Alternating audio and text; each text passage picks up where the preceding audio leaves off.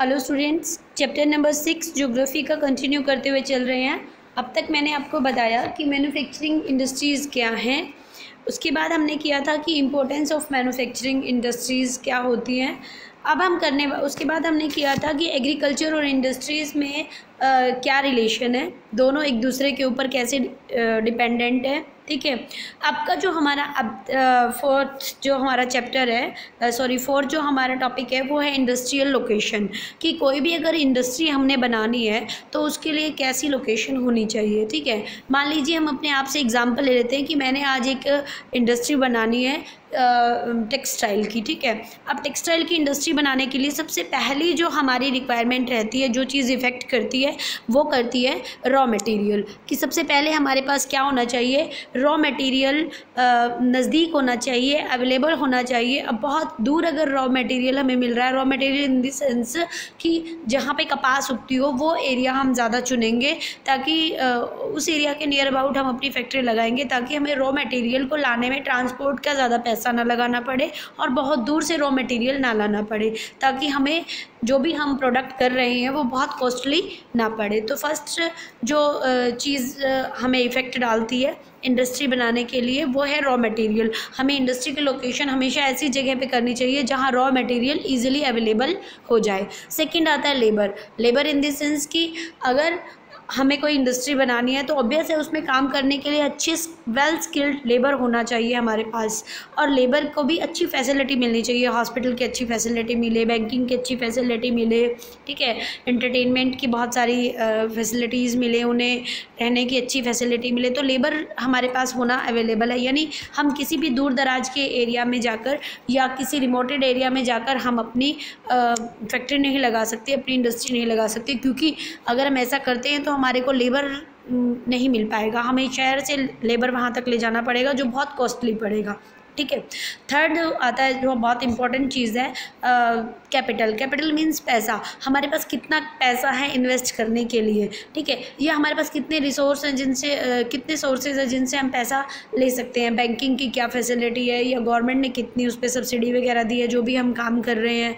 ठीक है, थर्ड जो मेन इंपॉर्टेंट चीज़ आई वो आई कैपिटल। ठीक है, और फोर्थ आता है power. Power in the sense अगर आप छोटी से छोटी कोई फैक्ट्री लगाते हो या कोई बहुत बड़ी इंडस्ट्री लगाते हो, उसके लिए भी आपको इलेक्ट्रिसिटी की ज़रूरत पड़ती है। तो जहाँ पावर की सप्लाई बेटर होगी हम वहीं अपनी इंडस्ट्री लगाने की कोशिश करेंगे, क्योंकि हर काम के लिए पावर आज एक बेसिक नीड बन चुकी है। ठीक है, लास्ट बहुत इंपॉर्टेंट आता है मार्केट।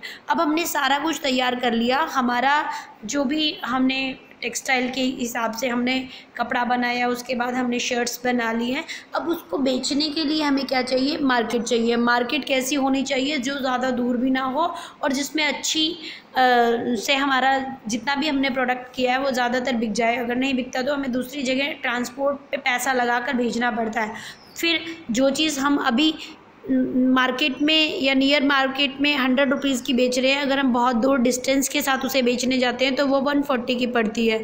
ठीक है, लेकिन अगर हम तो यहाँ से क्योंकि उसको दूर से बेचने गए हैं तो हमारा पेट्रोल लगा है, हमने 100 की चीज़ को वहाँ जाके 140 का दिया, लेकिन जो नज़दीक से आ रहा है उसने वो चीज़ 120 की दी।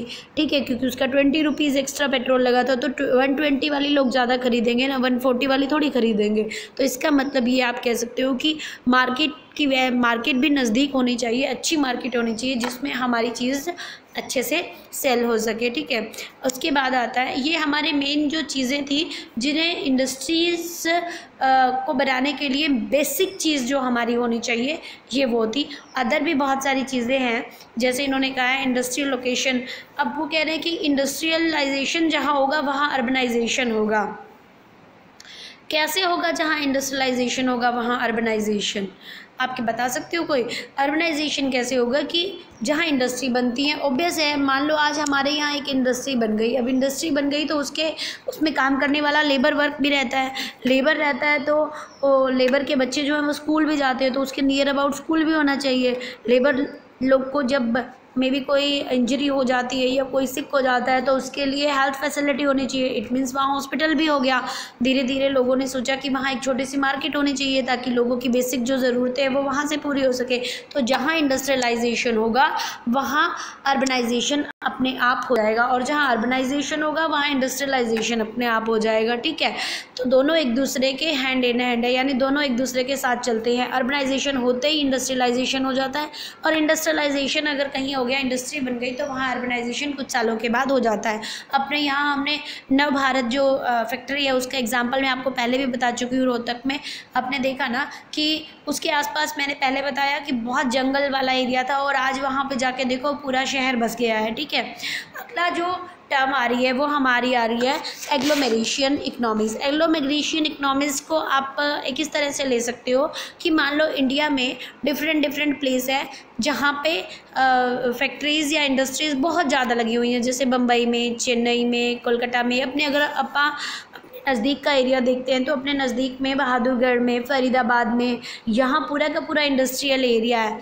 तो इंडस्ट्रियल एरिया होने के कारण ये पूरी जो बेल्ट है इंडस्ट्रियल एरिया की, इस बेल्ट में आप ये कह सकते हो कि ये बेल्ट जहाँ भी एग्जिस्ट करती है वो जो ग्रुप्स होते हैं वो पावर में रहते हैं, वो बेल्ट पावर में रहती है हमेशा, और अपने लिए कोई भी बड़ी चीज़ गवर्नमेंट से मनवा लेती है। जैसे आप कह सकते हो कि एक तरह से उनका प्रेशर रहता है गवर्नमेंट पे।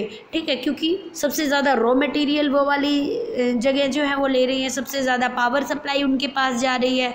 एरिया की, उस एरिया की वैल्यू बहुत ज़्यादा। आप कहते हो ना कि गुड़गांव में तो पानी भी मोल मिलता है, इट मीन्स हम कह सकते हैं कि वो एरिया बहुत इंडस्ट्रियलाइज्ड है। फरीदाबाद बहुत इंडस्ट्रियलाइज्ड एरिया है, बहादुरगढ़ बहुत इंडस्ट्रियलाइज्ड एरिया है, इसीलिए वहाँ की हर चीज़ जो है वो महंगी है। ठीक है, और वो एरिया में लोग जो हैं वहाँ के, यानी एक तरह से आप ये कह सकते हो कि वो एरिया अदर एरिया की बजाय थोड़ा सा ज़्यादा पावरफुल होता है, और वो अपनी बहुत सारी बातें गवर्नमेंट से मनवा सकता है। कौन सा एरिया आप कह रहे हैं? एग्लोमेरेशन इकनॉमीज़ उसी को कहा जाता है, जो वो बेल्ट होती है एक तरह से ऐसी बेल्ट जहाँ स्पेशल सिर्फ क्या होती हैं, इंडस्ट्रीज़ एग्जिस्ट करती हैं। तो वो बेल्ट गवर्नमेंट के ऊपर एक तरह से प्रेशर का काम कर रही होती है।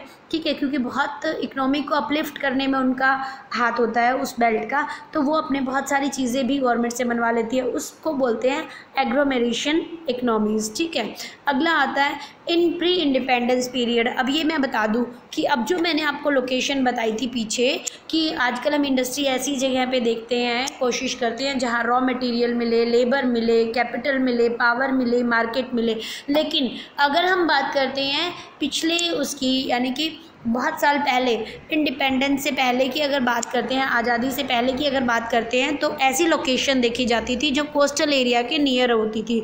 जैसे कि बम्बई देख लिया, कोलकाता देख लिया, चेन्नई देख लिया। ठीक है, ऐसी लोकेशन देखी जाती थी जो कोस्टल एरिया के नज़दीक होती थी। और किस लिए देखी जाती थी ऐसी लोकेशन? ताकि क्योंकि ज़्यादातर माल जो है वो एक्सपोर्ट किया जाता था, सामान मैन्युफैक्चर्ड माल जो था वो एक्सपोर्ट किया जाता था, और एक्सपोर्ट करने के लिए ट्रांसपोर्ट की ज़्यादा दिक्कत ना आए और बहुत इजीली वो लोग एक्सपोर्ट कर सकें उसे। इसीलिए नियर कोस्टल एरिया ही हम अपनी फैक्ट्री पहले लोग अपनी फैक्ट्रीज़ या इंडस्ट्रीज़ लगाते थे ताकि एक्सपोर्ट आसानी से किया जा सके। अब कौन सी लोकेशन देखते हैं? अब रॉ मटेरियल की फैसिलिटी देखते हैं कहाँ पे अच्छी है। जैसे हरियाणा पंजाब के नियर अबाउट राइस ज़्यादा है, तो ऑब्वियस है राइस मिल ज़्यादा लगेंगी, शुगर मिल ज़्यादा लगेंगी। ठीक है, व्हीट मिल लगेंगी, इस तरह की मिल ज़्यादा लगेंगी जो जहाँ पे मटेरियल ज़्यादा प्रोवाइड होता है। केरला वाली साइड जाते हो तो स्पाइसेस ज़्यादा मिलते हैं वहाँ बेचने के लिए। अगर आप आसाम वाली साइड जा रहे हो, या चाय के जहाँ आप कह सकते हो कि गार्डन है, टी गार्डन है, वहाँ आप जाके देखोगे तो वहाँ टी के लिए पैकिंग ज़्यादा रहती है, हर्बल टी एक्सेट्रा। ठीक है, क्योंकि वहाँ जो लेबर है वो भी उसी टाइप की स्किल लेबर है। अगर हम यहाँ सोचें कि हरियाणा से कोई लेबर जाए और वो जाकर असम में चाय की पत्तियों को तोड़े, तो क्या ऐसे हो सकता है? हम लोगों को तो, हमारे यहाँ के लेबर को ये काम नहीं आता ना। हमारे यहाँ के लेबर को जो यहाँ धान लगाना है या पैडी क्रॉप्स लगाना या उसे झाड़ना या उसकी कटाई करना, ये सब चीज़ें ज़्यादा आती है क्योंकि यहाँ पे यही क्रॉप ज़्यादा होती है। ठीक है, चलिए, ये जो मैंने इंडस्ट्रीज़ की लोकेशन का टाइम पीरियड बताया, ये वो है जो आफ्टर इंडिपेंडेंस आज के टाइम का है। बिफोर इंडिपेंडेंस आप कह सकते हो कि कोस्टल एरिया के नियर अबाउट ही इंडस्ट्रीज़ बनाई जाती थी ताकि एक्सपोर्ट करने में ज़्यादा प्रॉब्लम ना हो। ठीक है, ये हमारी अब तक की वीडियो थी जिसमें मैंने आपको बताया कि इंडस्ट्रियल लोकेशन कैसी होनी चाहिए, हम किस तरह से इंडस्ट्री को लोकेट कर सकते हैं, क्या मेजर कुछ टॉपिक्स हैं जो इन्फ्लुएंस करते हैं, जो प्रभाव डालते हैं किसके ऊपर, इंडस्ट्री लोकेशन के ऊपर। ठीक है, अब हम जो नेक्स्ट वीडियो करने वाले हैं वो क्लासिफिकेशन ऑफ इंडस्ट्रीज़ करेंगे। Okay, till then thank you.